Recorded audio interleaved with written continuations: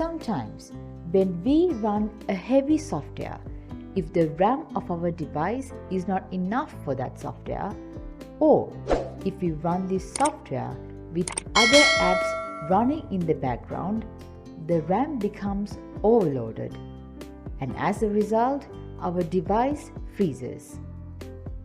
We can reduce this RAM overload to some extent by using a part of the hard drive as a virtual RAM.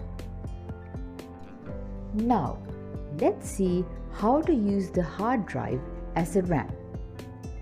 First, go to Task Manager and check the size of the virtual memory that is already created by default.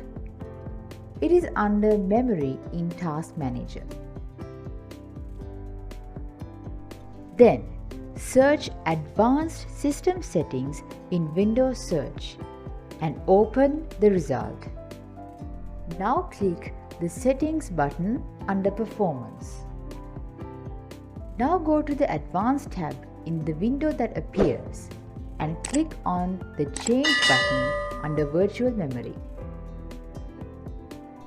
In the window that appears, remove the tick from the checkbox at the top of Automatically Manage Paging File Size for all drives. After that, the place called Custom Size will be enabled. There, you have to give the amount of GB you want to increase in the place called Initial Size and Maximum Size in MB. Now, click OK and restart the device. Congratulations! Now, you can use your hard drive as a RAM.